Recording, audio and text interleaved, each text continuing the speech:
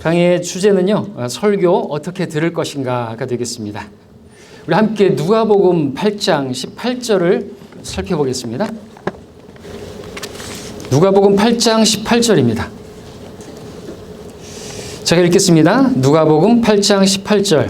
그러므로 너희가 듣는 것에 주의하라. 누구든지 가진 사람은 받게 될 것이요 누구든지 갖지 못한 사람은 가진 것처럼 보이는 것마저도 빼앗기게 되리라 하시더라.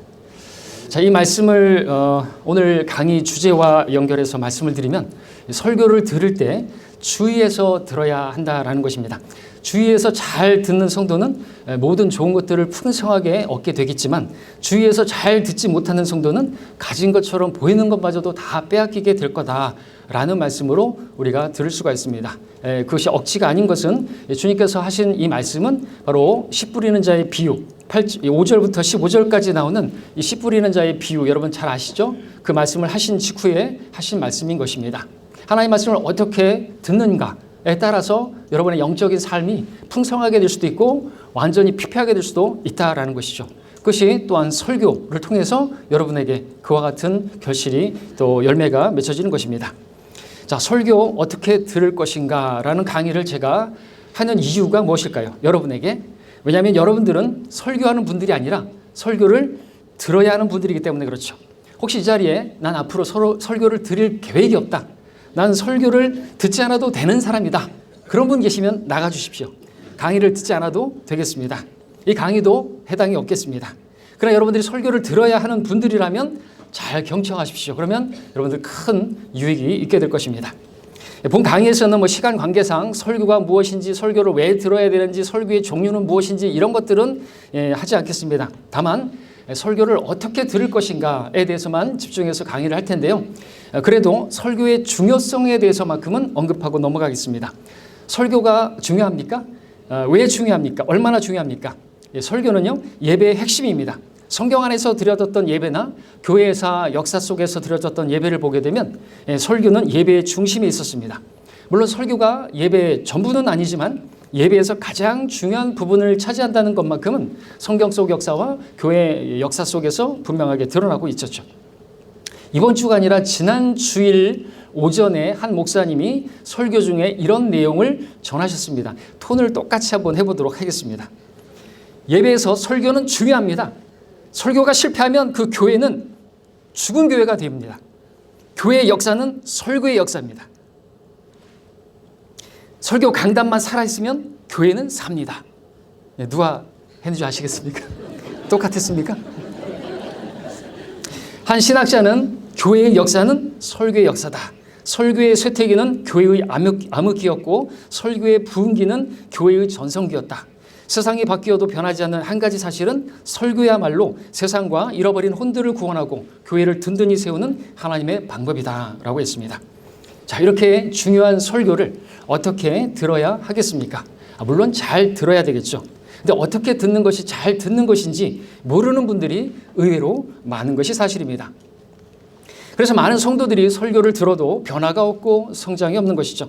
같은 교회에서 함께 설교를 들었음에도 불구하고 어떤 성도는 설교를 통해서 변화받고 성장하는데 어떤 성도는 그런 변화가 없거나 성장이 더딘 이유가 무엇이겠습니까? 그래서 설교를 듣는 방법을 모르기 때문에 거기에 원인이 있기 때문이다 말씀을 드립니다.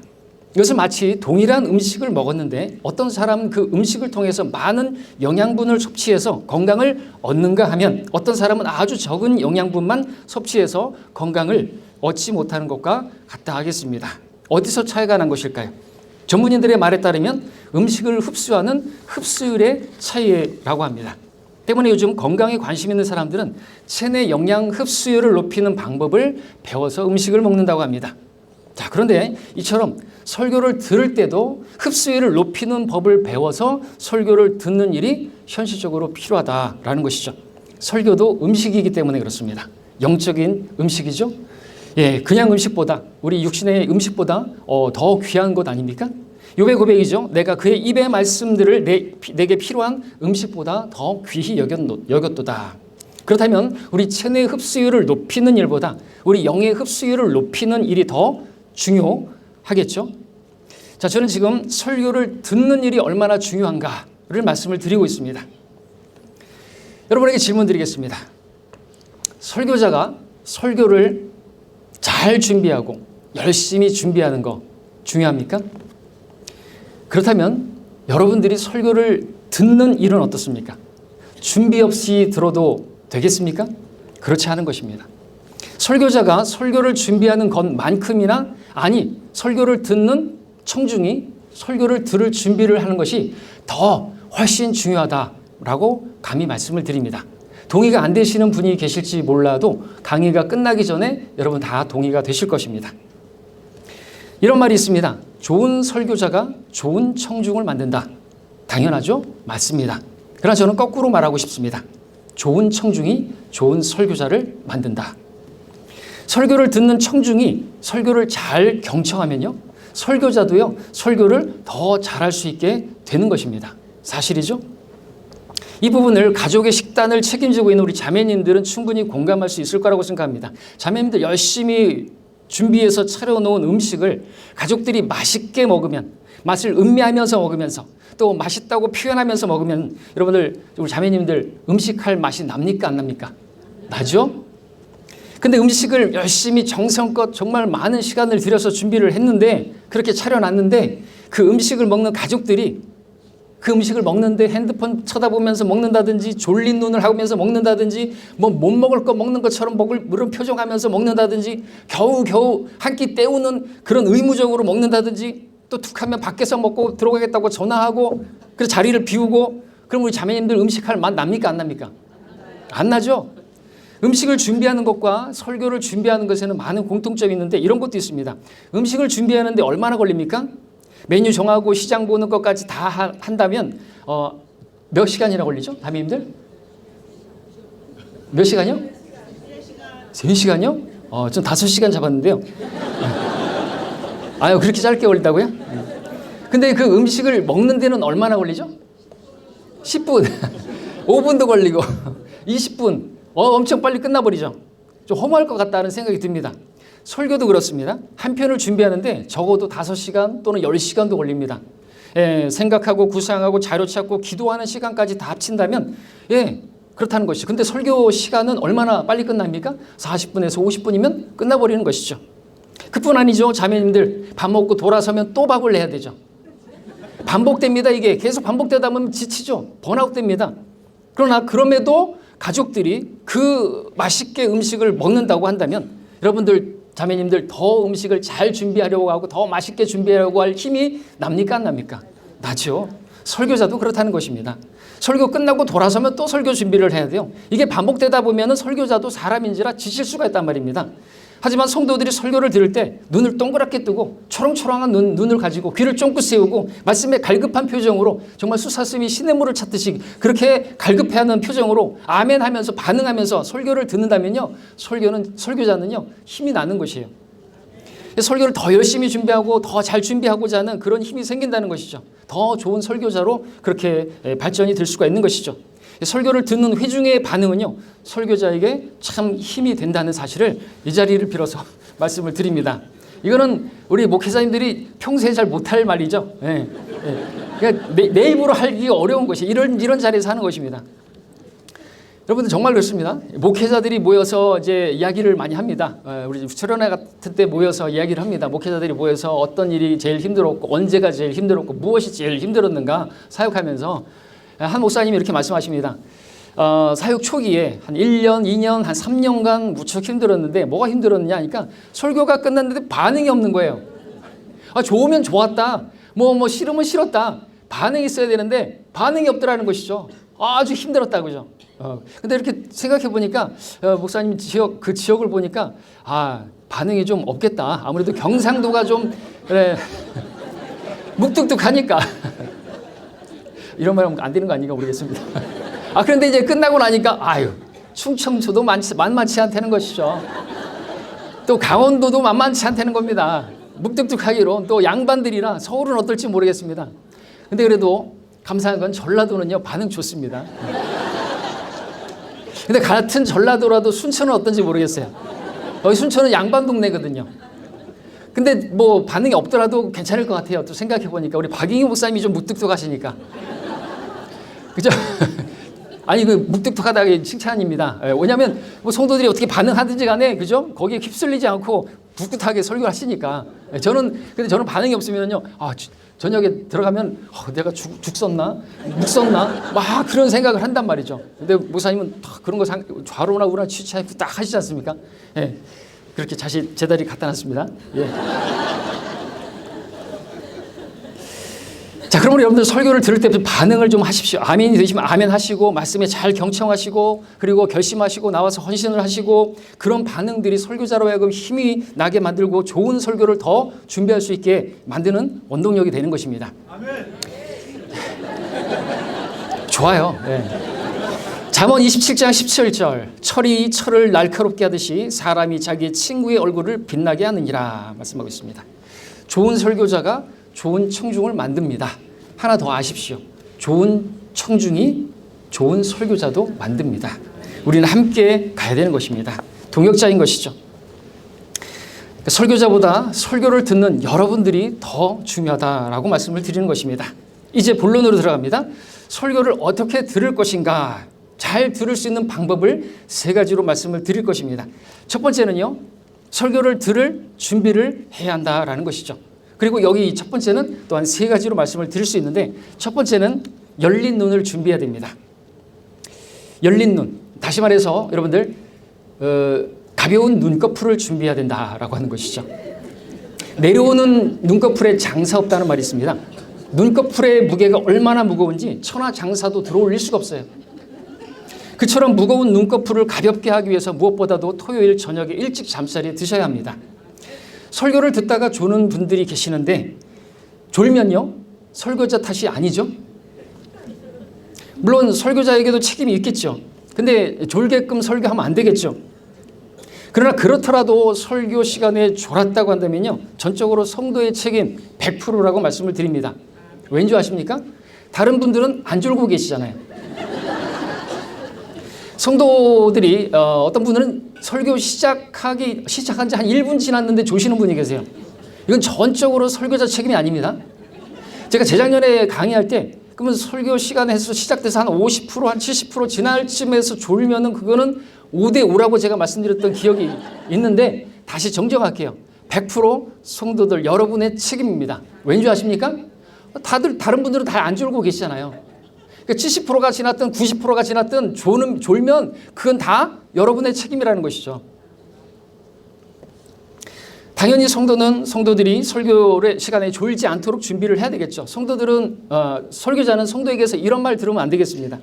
어떤 목사님이 설교 시간에 하도 조는 성도를 보면서 도저히 안 되겠다 싶어서 큰 소리로 외쳤다죠. 그 분의 옆에 있는 딸 아이에게, 야, 네 엄마 좀 깨워.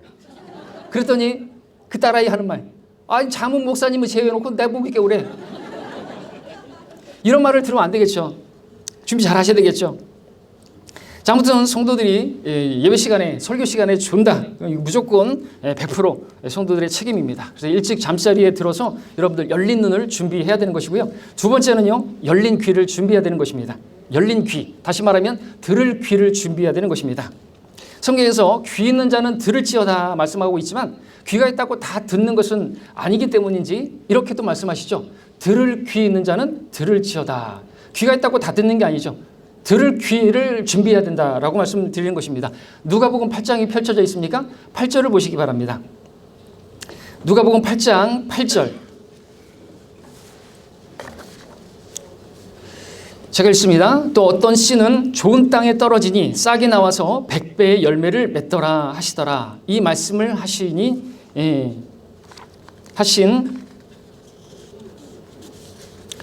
겹쳐졌네요.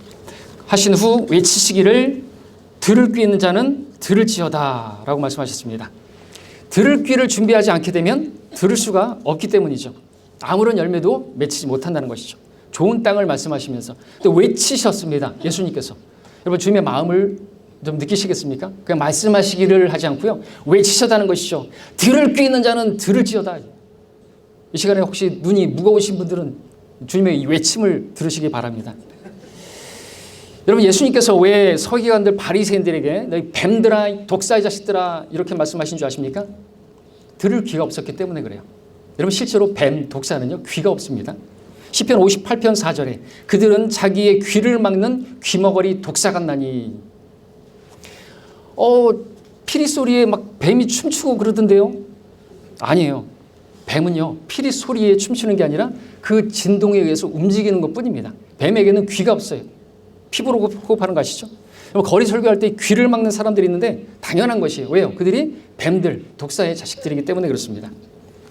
자, 예배 시간에 설교 중에 귀를 막는 사람이 있다고 한다면 그것이 성도가 아니겠죠? 그러나 성도라 할지라도 다 설교를 들을 수 있는 건 아니라는 것이죠. 들을 귀를 준비해야 되는 것입니다. 성경에서 자주 귀를 기울이라 말씀하시죠. 경청하라 말씀하고 있는 것입니다. 단순하게 들으라는 정도가 아니라는 것이죠. 듣고 순종하라는 그런 말씀인 것입니다. 순종을 위해서 주시는 말씀이기 때문에 그렇죠. 그러므로 설교를 들을 때 여러분들이 잘 아시는 교회 강단에도 많이들 붙어있는 주여 말씀하소서 주의 종이 듣나이다 라는 자세로 들어야 한다라는 것이죠. 자, 여기까지 설교를 듣기 위해서 필요한 눈과 귀에 대해서 말씀을 드렸습니다. 눈이 다치고 귀가 다치면 설교를 들을 수가 없기 때문에 그렇죠. 그런데 사실 눈과 귀가 다치게 된 근본적인 이유가 있습니다. 혹시 아시는 분 계십니까? 눈이 왜 다치고 귀가 왜 다치죠? 맞습니다. 마음이 다쳤기 때문에 그렇습니다. 좀 전에 우리가 누가복음 8장 8절을 읽었는데요. 들을 귀 있는 자는 들을지어다. 근데 이 들을 귀, 열린 귀를 가진 사람이 누구냐? 여러분들 쭉 내려오시면 이 10분의 비유에서 말씀하시는 이 말씀이 누구죠? 15절에 보십시오. 8장 15절에 보니까 우리 한 목소리로 읽겠습니다. 시작. 씨가 좋은 땅에 떨어졌다는 것은 정직하고 선한 마음으로 말씀을 듣고 지켜서 인내로 열매를 맺는 사람들이라 말씀하고 있습니다. 예. 정직하고 선한 마음, 열린 마음이죠. 설교를 들을 수 있는 들을 귀가 준비된 마음인 것입니다. 준비된 마음이라는 단어가 고린도후서 8장 19절이라든지 베드로전서 5장 2절에서 나오고 있고요. 영어로는 ready mind입니다. ready go 할 때 그 ready, 준비된 마음. 사도행전 17장 11절에서는 이 단어가 나오는데 전심으로 라고 번역됐는데 베레아 사람들은 데살로니가 사람들보다 더 고상하여서 전심으로 말씀을 받아들였다고 기록하고 있습니다. 네, 그들은 준비된 마음으로 사도 바울의 설교를 들었던 것이죠. 정직하고 선한 마음으로 받아들였던 것이죠. 설교를 들을 때 준비된 마음이 얼마나 중요한가, 얼마나 중요한지 목사님들은 설교 전에 항상 빼먹지 않고 기도하는 것이 이것이죠. 준비된 마음을 허락해 주시라고. 하나님의 말씀을 들을 수 있는 그 마음의 준비가 되게 해주시라고 기도를 빼놓지 않고 하지 않습니까? 복음을 전하라고 가시는 여러분들도 빼놓지 않고 기도하는 것이 그거 아닙니까? 준비된 혼을 만나게 해주시라고. 왜냐하면 그렇게 준비되지 않으면요, 그 마음이 준비되지 않으면 복음도 안 받아들이고 또 여러분의 마음이 준비가 안 되면요, 그 말씀도 다 튕겨내 버리기 때문에 그렇죠. 돌짝밭이라든지 또 길가라든지 그렇죠, 가시덤불같이 그렇게 돼버려서 아무런 열매를 맺을 수 없기 때문에 그렇습니다. 헛농사 짓는 것이에요. 그러니까 여러분들이 얼마나 들을 귀를 준비하는 것이 또 마음을 여는 것이 중요한가 판단해 보시기 바랍니다. 설교를 들을 때 준비된 마음이 얼마나 중요한지 보여주는 한 말씀을 우리 함께 찾겠습니다. 잠언 말씀을 보겠습니다. 잠언 27장 7절을 우리 한 목소리로 함께 찾아 읽겠습니다. 함께 읽습니다. 시작. 배부른 혼은 벌집이라도 싫어하나 굶주린 혼에게는 쓴 것이라도 다니라. 예, 배부른 사람은요, 아무리 맛난 것을 줘도 꿀을 줘도 실증내고 싫어한다는 것이죠. 그러나 굶주린 혼에게는요, 쓴 것도 달게 먹습니다. 여러분도 한참 굶었다가 어떤 음식을 먹어보신 적 있으십니까? 저는 3일을 굶었다가 떡을 먹은 적이 있었습니다. 그 떡은요, 오래됐고 딱딱하고 곰팡이까지 핀 떡이었습니다. 먹을 것을 찾다가 겨우 찾은 그 떡을 개울가에 나가서 씻어서 먹었던 적이 있는데 그 떡 맛을 아직도 기억하고 그 떡보다 맛있는 떡을 지금까지 먹어본 적이 없습니다. 그야말로 굶주린 혼에게는요, 그 먹을 수 없는 떡이에요. 근데 그것이 그렇게 달고 맛있었습니다. 그 백설기 땡땅해가지고 곰팡이까지 폈는데 말이죠. 너무나 달았습니다. 이처럼 굶주린 성도는요, 의의 굶주린 성도는요, 하나님께서 배부르게 해주시는데요. 의의 굶주린 성도, 그죠? 의의 굶주린 자는 복이 있나니 그들이 배부를 것이랍니다 말씀하시는데요. 그런 성도는요, 쓰디쓴 설교를 할지라도요, 달디단 설교로 들을 수가 있는 것이에요. 사실 설교는 씁니다. 가려운 귀를 즐겁게 해주는 설교는 설교가 아닙니다. 설교라는 단어는요, 칼로 찔러 넣다라고 하는 그 라틴어에서 나온 것이죠. 설교의 목적은 양날선 칼을 가지고 겉사람을 죽이고 속사람을 살리는 그러한 일을 하는 것입니다. 그러니까 얼마나 쓰리고 아프겠습니까? 그러나 그처럼 쓰디쓴 설교를 할지라도요, 굶주린 성도에게는요, 달디 단 설교가 그렇게 들릴 수가 있다는 것이죠. 그리고 설교는 그렇게 써야 됩니다. 그렇죠? 여러분, 입에 쓴 약이 몸에 좋지 않습니까? 여러분에게 가려운 귀나 즐겁게 해주는 그런 목회자 없잖아요. 그죠? 성경대로 목사들은 말 잘하고 그런 목사는 없습니다. 성경대로 믿는 사람 없습니다. 그러므로 설교를 들을 때 여러분의 마음이 의에 굶주린 마음, 준비된 마음 갖춰야 된다는 것이죠. 자, 이런 말씀들에 따르면 분명한 사실이 있습니다. 그것은 설교를 하는 설교자보다 설교를 듣는 여러분이 더 중요한 것이다 라는 것이죠. 지금 씨 뿌리는 자의 비유에서 우리가 그것을 보지 않습니까? 그렇게 준비된 마음으로 설교를 들었더니 100배의 결실을 맺는다고 말씀하고 있는 것입니다. 동일한 말씀인데 길가나 돌짝밭이나 가시떨기에 떨어진 그런 마음을 가진 사람에게서는요, 열매를 찾아볼 수가 없는 것입니다.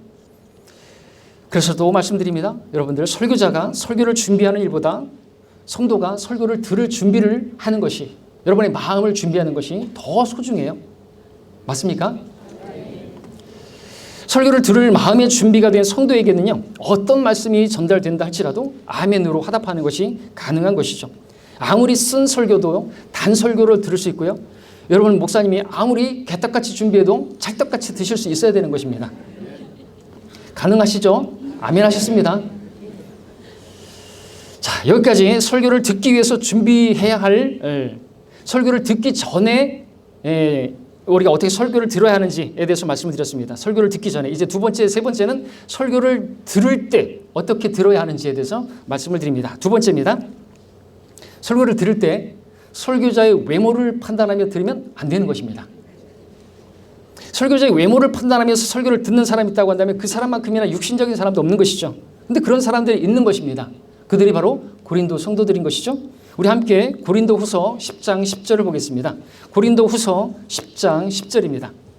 고린도 교회가 이 성도들이 다는 아니겠지만 그들이 사도 바울의 설교를 들을 때 사도 바울을 외모로 판단합니다. 외모. 그랬더니 뭐까지 판단하니까 설교까지 판단하는 것이죠. 고린도후서 10장 10절을 보겠습니다. 제가 읽습니다. 그의 편지들은 무게가 있고 힘이 있지만 직접 대할 때는 약하고 그 언변도 하찮다라고 판단한 것이죠. 사도 바울의 언변이 하찮다라고 하는 것이 무슨 말입니까? 바울이 고린도 교회에서 무슨 말을 했습니까? 말씀의 사역자였기 때문에 고린도 교회에서 말씀을 전했죠. 설교를 했죠. 근데 고린도 성도들은 바울의 설교를 듣고 그의 말이 시원치 않다, 하찮다, 다시 말해서 그의 설교는 하찮은 설교다라고 판단했다라고 하는 것이죠. 사도 바울은 고린도에서 1년 6개월에 걸쳐서 말씀을 전파했습니다. 초대교회는 일주일에 한 번씩 우리처럼 만나가지고 그렇게 말씀을 듣는 것이 아니라 날마다 빵을 떼고 말마다 말씀을 전하고 얼마나 많은 말씀들을 고린도 성도들은 바울을 통해서 들은 것이겠습니까? 그런데 그들이 바울의 설교를 들을 때 하찮은 설교, 보잘것없는 설교로 들었다라는 것이죠. 그런데 정말 사도 바울의 설교가 그렇게 하찮은 설교였을까요?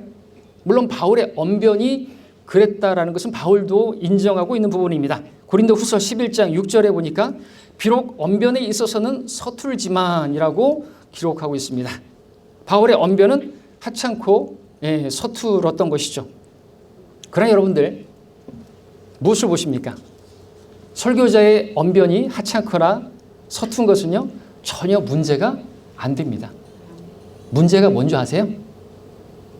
삶의 문제가 어디서 비롯된다고요? 마음에서 비롯된다. 열심을 다하여 마음을 지키라 말씀하고 있는 것이죠. 그러니까 여러분들이 설교자의 외모를 판단하면서 뭐 발음이 어떻다, 템포가 어떻다, 무슨 말이 너무 빠르다, 뭐 별의별 것까지 다 판단할 수 있단 말이죠. 근데 그 판단하고 있는 여러분들의 마음이 지금 배부른 거예요. 어떤 설교자가 어디서 바울이 설교해도 그 대단한 그 사역자가 설교해도 양이 안 차는 겁니다. 하찮다이죠, 하찮다. 그렇게 돼버리는 거예요. 뭐 치유가 안 됩니다, 이건. 바울의 설교가 하찮다고요? 그러면 처음부터 그랬을까요? 아닌 것이죠. 시간이 지나면서 고린도 성도들은 많은 지식을 갖게 되었고 고린도서 1장 5절에 보니까 그들이 모든 말과 모든 지식에 있어서 부유해졌다 그랬습니다. 또 보니까 그들이 지식으로 인해서 교만해졌다라고 하는 것을 볼 수 있죠. 어떻게 볼 수 있냐니까 믿음이 약한 지체들을 막 판단하는 데 있어서 그래서 말하잖아요. 어떤 지체가 지체를 향해서 뭐 눈이 손에게 손이 발에게 그렇게 자기가 위치상으로 높잖아요. 눈은 입보다 높이 있고 손은 발보다 높이 있고 자기가 높다는 거예요. 그렇게 해서 막 판단하는 거죠. 믿음이 연약한 사람들을 그렇게 판단하고 교만해져서 나중에는 사역자까지 자기들을 복음으로 낳아준 바울까지도 판단해버린 것이죠. 설교까지 판단한 것입니다. 주의 만찬 때 그들이 모였는데 준비 없이 준비된 마음 없이 자기를 돌아보는 것도 없이 만찬 때도 그렇게 참여해서 막 먹고 뭐 가난한 지체들은 생각도 안 하고 그러다가 그들이 약하고 병들고 잠들기까지 했다. 성경 기록하고 있습니다. 주의 만찬 때 준비된 마음 없이 그렇게 참여했다고 한다면 바울의 설교를 들을 때는 당연히 준비된 마음 없이 그렇게 설교를 들었던 것이겠죠. 그러니까 하찮은 설교라고 판단을 했던 것이죠. 그들이 아무런 준비 없이 바울의 설교를 들은 것입니다. 하찮은 설교로 판단하게 된 것이죠. 그들의 문제가 무엇입니까? 그들이 처음에는 굶주린 혼이었을지는 몰라도 그래서 그들이 복음을 받아들여서 구원을 받았을지는 몰라도 나중에 그들은 배부른 돼지가 돼버린 것입니다. 이 같은 모습을 거울처럼 비춰주는 사람들이 있습니다. 출애굽한 이스라엘 백성들입니다. 그들 어린 양의 피로 구원받고 홍해가 갈라지고 그 모세의 침례를 받고 나와서 그들은 하늘에서 내리는 만나를 먹었습니다. 그 만나를 먹으면서 얼마나 좋아했어요? 그 홍해를 건넜을 때 얼마나 좋아했습니까? 그 만나를 먹었을 때 그들은 처음에는요 꿀 섞은 전병 맛이라고 와 만나게 먹었습니다. 만나의 뜻이 뭔지 아십니까? 뭐예요? 만나의 뜻 이게 맛있다 아니죠. 만나의 뜻 뭐예요? 제가 아이스크림 사드릴게요. 그렇습니다. 이것이 무엇이냐? 조금 짧게 하면 이게 뭐야? 이게 뭐야? 와 꿀맛이네? 와 만나네? 라고 할 만한 것이라는 것이죠. 와 만나네. 우리 전라도에서는요 모든 맛있는 음식은 다 만납니다. 오메 만나네. 물론 그 만나가 이 만나는 아닌데 아무튼 그처럼 만나던 만나가 나중에는 보잘것없는 하찮은 만나가 되었다라는 것이죠. 그들이 만나를 보면서 했던 말은 이것이죠. 민수기 11장 6절에 보니까 우리의 눈앞에는 만나밖에 아무것도 없구나. 21장 5절에 가서는 우리 혼이 이 보잘것없는 음식을 싫어하나이다. 보잘것없는 음식으로 판단한 것이죠. 천사들의 음식이고 하늘의 양식인데 말이죠. 이게 뭐야? 해서 이게 뭐야? 먹기는 먹겠는데 이게 뭐야? 만나밖에 없네. 아유 만나 맛이야. 요즘 이런 말을 하는 아이들이 많습니다. 에이 밥맛이야. 어떤 때 하는 말인지 아시죠? 자기가 싫은 어떤 사람을 대하거나 뭐 그럴 때. 근데 밥맛이 얼마나 맛있는데요, 그죠? 얼마나 꼬스름합니까? 밥은 질리지 않죠? 밥이 질리는 음식이라고 한다면 70대시고 80대신 분 아직도 밥상에 올라오는 게 뭐예요? 아직도 밥을 들고 계시네요? 밥은 질리지 않습니다. 밥맛이 얼마나 좋습니까? 그런데 햄버거, 피자, 뭐 이런 거, 치킨 이런 거 몸에 별로 안 좋은 그런 것들만 먹다 보니까 밥맛을 잃어버려서 그런 말 하는 것이겠죠?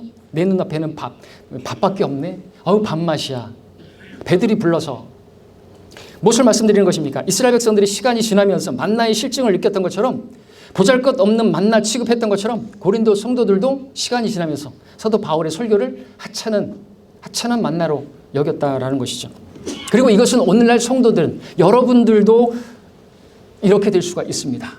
처음에 구원받고 너무나 기뻤을 때는 아버지의 말씀은 진리니다. 나중에는 아버지의 말씀은 진리니다. 똑같이 그렇게 될 수 있는 거예요. 여러분 고린도 성도들은 바울의 언변이 하찮다는 걸 문제 삼았지만 그건 전혀 문제가 될 게 아닙니다. 하나님께서 문제 삼지 않으셨잖아요. 하나님께서 누굴 쓰셨어요? 그 말 잘하는 아폴로를 쓰셨어요? 바울을 쓰셨지 않습니까? 또 죄송한데 우리 박인기 목사님 발음이 조금 안 좋으시잖아요. 아까 그 위임 사항도 잘 안 되시잖아요. 근데 얼마나 지금 잘 쓰고 계세요. 우리 박인기 목사님 통해서 지금 오신 분들이 얼마나 많으세요. 그렇죠? 여러분들 그 언변 갖고 죄송합니다. 들었다 놨다 하는데 죄송합니다.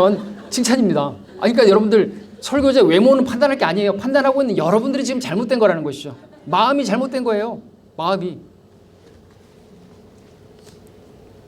문제가 안 되는데 문제를 삼고 있는 그 문제가 어디서 비롯되는 것인가? 모든 삶의 문제는 마음에서 비롯되는 것입니다. 마음의 문제인 것입니다. 마음에 쓴뿌리가 생긴 것이죠. 제거해야 됩니다. 그렇지 않으면요, 목사님의 설교가 하나도 안 들어와요. 너나 잘해라. 너나 잘하세요. 해결책이 뭡니까? 저는 십자가라고 말씀드립니다. 고난입니다. 여러분, 마라의 쓴물을 기억하시죠? 그 쓴물이 달게 되는데 뭐가 필요했습니까? 한 나무를 하나님께서 보여주셨습니다. 그 나무가 상징하는 것은 바로 나무에 달리신 우리 주 예수 그리스도의 십자가, 고난을 상징적으로 보여주는 것이죠. 그처럼 성도의 마음에 십자가가, 그 삶의 십자가가 있다고 한다면요, 언제든지 그 마음에 쓴물이 생겼다 할지라도, 쓴뿌리가 생겼다 할지라도요, 달게 됩니다. 하나님께서 원하시는 좋은 밭이 될 수 있다는 거죠. 십자가가 드리워지면요, 쓴 것도 달게 됩니다. 언변이 서툰 설교도요, 은혜로운 설교가 됩니다. 어떤 성도들은 그 설교에 은혜를 받고 있고 여전히 교회에 속해서 주님을 섬기고 열심히 섬기고 있는데, 나간 사람들 누구예요? 교회 나간 사람들 다 거의 목살을 씹고 나가요. 목살은 맛있는데 그거는 씹으시고 목살은 씹지 마세요. 여러분, 성경에서 가장 훌륭한 교회 일꾼이었던 바울의 설교를 들었지만 정작 고린도 성도들은 가장 육신적인 성도가 되었습니다. 설교자의 외모를 판단하면서 들었기 때문이죠. 바울의 설교를 하찮은 설교를 들었더니 심는 대로 거둔다고 성경에서 가장 하찮은 성도가 되고 말한 것이죠. 이유가 뭡니까? 설교자의 외모를 판단해서 들었기 때문이라는 거죠. 혹시 여러분들 가운데도 그런 분 계시다고 한다면 여러분들 바꾸십시오. 여러분의 삶에 십자가가 있는지 여러분들 한번 보십시오. 그래서 고린도 교회를 향해서요, 여러분들 보시면 십자가에 대해서 계속 전파하는 것을 봅니다. 나는 너희 가운데서 예수 그리스도와 그 십자가 외에는 너희에게서 알지 않기로 작정했다고, 그 정도로 말했던 것이죠. 자, 세 번째로 넘어가겠습니다. 세 번째, 설교를 어떻게 들을 것인가? 설교를요, 하나님 말씀으로 들어야 된다라는 것이죠. 우리 함께 데살로니가전서 2장 13절을 보겠습니다. 데살로니가전서 2장 13절입니다. 자, 이것도 한 목소리로 읽겠습니다. 2장 13절. 우리 잘 아시는 말씀이죠? 시작. 이로 인하여 우리가 하나님께 쉬지 않고 감사함은 너희가 우리에게 들은 바 하나님의 말씀을 받을 때에 사람들의 말로 받아들이지 아니하고 사실 그대로 하나님의 말씀으로 받았음이니 이 말씀이 믿는 너희 가운데서도 효과적으로 역사하느니라. 자, 우리가 알게 되는 것은 설교를 들을 때 두 가지로 들을 수 있다는 것이죠. 하나는 고린도 교회처럼 설교자를 외모로 판단하면서 듣는 것이고, 또 하나는 데살로니가 성도들처럼 하나님의 말씀으로 듣는 것입니다. 사도 바울이 전한 그 하찮은 설교를요, 똑같은 사람이 전했던 그 설교를요, 데살로니가 성도들은요, 하나님 말씀으로 들었다는 것이죠. 사실 그대로, 그 액면 그대로 하나님 말씀으로 받았다는 거죠. 그냥 흔히 인사하듯이 목사님 오늘 하나님 말씀 잘 들었습니다, 이 정도가 아니라 진짜로 사실 그대로 하나님 말씀으로 받았다는 것입니다. 판단해 보십시오. 사람이 전하는 설교를 하나님 말씀으로 받는 게 맞는 겁니까? 아니면 사람이 설교하니까 사람의 말로 받는 것이 맞는 것입니까? 답을 아시죠? 어찌 보면 고린도 성도들은 바울이 전하는 설교를 들을 때 합리적인 생각으로 받은 것이죠. 사람이 전하는 설교를 사람의 말로 받겠다는데 무슨 문제가 있겠습니까? 그런데 문제가 생긴 것은 하나님 말씀을 썩어질 사람의 말로 받았더니 그 말씀이 고린도 성도들 안에 아무런 역사를 일으키지 못하는 죽은 말씀이 되어버린 거예요. 그래서 1년 반이나 바울의 설교를 들었음에도 불구하고 그들은 바울로부터 너희는 여전히 육신적이다, 내가 너희를 어린아이를 대하는 것 같이 할 수밖에 없다, 이런 말을 들을 만큼 성장이 없었던 것이죠. 반면에 바울이 전한 설교를 데살로니가 성도들은 하나님의 말씀을 들었고 그 결과 어떤 일이 벌어졌는 것인가, 어떤 열매가 맺혀졌던 것인가. 우리 데살로니가 후서 1장 3절을 보겠습니다. 데살로니가 후서 1장 3절입니다. 데살로니가 후서 1장 3절, 거기다가 여러분들 펼쳐놓으십시오. 제가 읽습니다. 형제들아, 우리가 너희를 위하여 항상 하나님께 감사드리는 것이 마땅하고 합당하니 이는 너희 믿음이 크게 자라고 또 너희 모두가 각기 서로 사랑하는 것이 풍성함이라 말씀하고 있습니다. 데살로니가 성도들은요, 바울이 전한 그 하찮은 설교를 하나님의 말씀으로 받았고 그에 따라서 그들의 믿음이 크게 자랐고 서로 사랑하는 것이 그 형제 사랑이 풍성하게 되었다라고 했습니다. 데살로니가 교회 사도 바울이 3주, 세 안식일에 걸쳐서 말씀을 전했습니다. 1년 반 된 3주. 엄청난 폭풍 성장을 이룬 것이죠. 하나님의 말씀을 설교를 어떻게 똑같은 사람인데 그 사람에게서 그 사람인데 어떻게 듣느냐에 따라서 이렇게 차이가 난다는 것이죠. 썩어질 사람의 말로 받아들이면 그게 무슨 열매가 있겠습니까? 그러나 하나님의 말씀은 살아있고, 그죠? 하나님의 말씀은 영이요 생명이기 때문에, 그리고 하나님의 사람을 온전하게 할 수 있기 때문에 하나님의 말씀으로 받으면 그 사람은 성장하는 것입니다. 무엇보다도 형제 사랑하죠. 막 쉽지 않죠. 막 뒷담화하지 않죠. 험담하지 않죠. 뒤에서 험담하고 그러지 않죠. 목사 험담하지 않죠. 그러지 않죠. 교회를 세우려고 하죠. 그렇죠? 그게 성장한 것입니다. 자기 지식 있다고 오래됐다고 판단하고 그러지 않는다는 것이죠. 자, 그렇다면요, 궁금한 게 있습니다. 과연 이 데살로니가 성도들은 어떻게 바울의 설교를 사실 그대로 좀 하나님 말씀으로 그렇게 받아들일 수가 있었을까요? 질문 드립니다. 아이스크림 사드릴게요. 답은 이미 다 말씀을 드렸는데. 예, 뭐라고요? 그렇죠. 준비된 마음이 있었기 때문에. 그럼 하나 더요. 그러면 그 준비된 마음이 그들에게 준비되기 위해서 무엇이 필요했었을까요? 십자가, 고난. 흥미로운 사실 하나 알려드릴게요. 고린도 전 후서를 아무리 찾아봐도 고린도 교회 성도들에게는요, 고난이 없었습니다. 환난 없었습니다. 핍박 없었습니다. 궁핍도 없었습니다. 거기에 나오는 모든 단어는 사도 바울의 간증이죠. 내가 환난당하고 내가 핍박당하고 뭐 궁핍하고 이건 다 내 간증이에요. 고린도 성도들에게 그런 게 있다라는 구절을 찾아볼 수가 없습니다. 한 구절에서 뭐 그리스도의 고난의 참여자가 되었다라고 말했지만 그것은 신분을 말하는 것일 뿐이죠. 그리스도의 고난의 동참자가 되어야 한다는 그런 말일 뿐이죠. 그 고난을 당했다라고 하는 구절이 없습니다. 그러나 반대로 데살로니가 교회 성도들을 보게 되면요, 데살로니가 전 후서를 보게 되면요, 지금 여러분들 지금 3절을 보셨죠? 1장 3절을 보셨죠? 4절 5절을 읽겠습니다. 그리하여 너희가 견디는 모든 박해와 환난 가운데서 너희의 인내와 믿음에 대하여 하나님의 교회들 안에서 우리 스스로 너희를 자랑하느니라. 그것은 하나님의 의로우신 심판의 표요 너희로 하나님의 나라에 합당하게 여겨지게 함이니 이를 위하여 너희가 또한 고난을 받고 있느니라. 고난받고 있는 것이요. 환난이 있고요. 우리 1장 6절도 보겠습니다. 데살로니가 전서 1장 6절도 보겠습니다. 또 너희가 성령의 기쁨으로 많은 환난 가운데서 그 말씀을 받아들여. 여러분들 밑줄 쳐보십시오. 많은 환난 가운데서 그 말씀을 받아들여. 그들의 삶에 고난이 있었던 것이에요. 그 고난이 그들의 마음밭을 옥토와 같이 갈아준 것이죠. 맞습니까? 네. 의에 굶주린 여러분들 성도들도 마찬가지입니다. 하나님의 말씀을 듣고 그렇게 순종하고 그래서 십자가를 지고 고난의 동참자가 되고 그런 성도들은요, 다음 주일날 오는 자체가 은혜입니다. 말씀에 순종하지 않고 그냥 말씀을 듣기만 하고 판단만 하고 목회자 판단만 하고 그러고 일주일 살고 그런 사람 아무 열매도 없고 고난도 없고 뭐 아픈 데도 없고 그런 사람은요, 교회 와가지고 똑같은 짓을 해요. 계속 또 판단하고 그런단 말이죠. 왜요? 고난이 없어요. 십자가가 없단 말이죠. 환난도 없습니다. 궁핍한 것도 없습니다. 어려운 게 없어요. 등 따숩고 배부르고 하는 일 다 잘 되고 고인물은 썩게 됩니다. 여러분들 지금 어디까지 읽었습니까? 우리 2장 14절도 보겠습니다. 2장 14절에 아까 읽었던 그 말씀 다음이죠.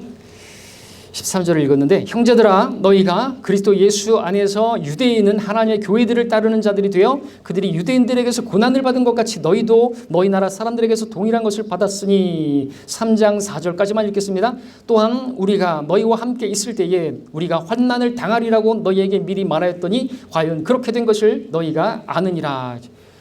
많은 환난을 받은 것이죠. 많은 고난을 받은 것이죠. 거기다 심한 궁핍까지 있었던 것입니다. 예, 그래서 바울이 고린도 성도들에게 말하지 않습니까? 예, 고린도 교회를 향해서 마케도니아 교회들은 심한 궁핍 가운데서도 풍부한 연보를 했다고. 마케도니아 교회들 가운데서 이 데살로니가가 거기에 수도이기 때문에 그들 거기에 포함될 수가 있는데 그 어려운 가운데서도 궁핍 가운데서도 그렇게 풍부한 연보를 예루살렘 교회에 돕는 데 내놓으면서 막 헌신적으로 낸다는 것이죠. 근데 있는 사람이 더 한다고? 고린도 성도들은 부유한데 아주 인색했던 것이죠. 그런 것들을 말씀하시는 그런 것들이 고린도 전서에 나오지 않습니까? 인색한 것이. 풍부하고 부유하고 뭐 은사 있어도 부유하고 다 부유하니까 배부른 돼지가 돼버린 거죠. 그러니까 단 것도 쓴 것이 되고 그 대단한 우리 사도 바울의 설교도 하찮게 판단하고 그 지경이 돼버린 것입니다.